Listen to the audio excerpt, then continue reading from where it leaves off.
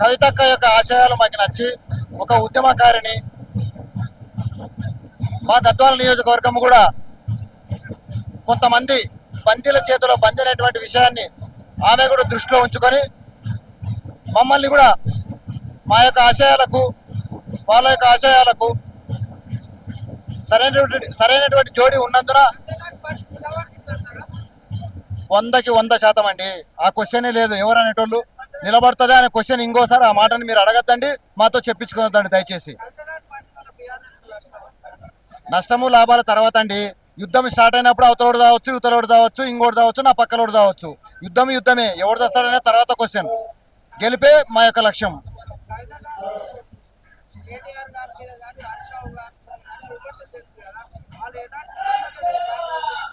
మీరు ఎట్లా అంటారండి? హరీష్ రావు మీద మాత్రమే, కేటీఆర్ మీద మాత్రమే అనేటువంటి మాట ఎట్లా అంటారండి?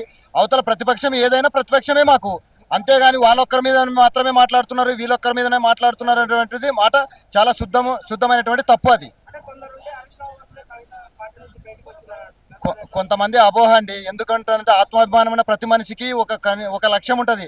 ఆ లక్ష్యం నెరవేర్చే దిశలో పోతున్నప్పుడు కొంతమంది వ్యక్తులు అడ్డగిస్తుంటారు. అడ్డగించినంత మాత్రాన వాళ్ళ వల్ల బయటకు వచ్చింది, వీళ్ళ వల్ల బయటకు వచ్చింది అనేటువంటిది అసాధ్యమైన మాట, తప్పు అయినటువంటి మాట.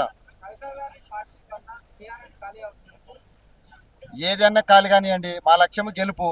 కాంగ్రెస్ ఖాళీ అవుతుందా, టీఆర్ఎస్ ఖాళీ అవుతుందా, బీజేపీ ఖాళీ అవుతుందా అనేటువంటి మాట మీరు త్వరలో చూడబోతున్నారు.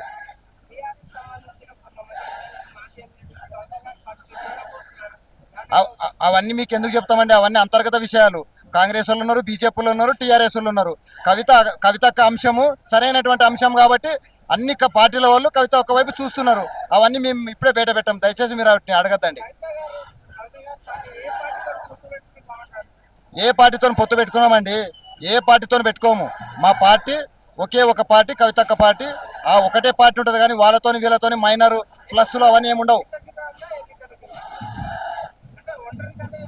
ఒంటరిగానే పోటీ చేస్తాం 100%. ఇది Subscribe us and press the bell icon for more interesting updates.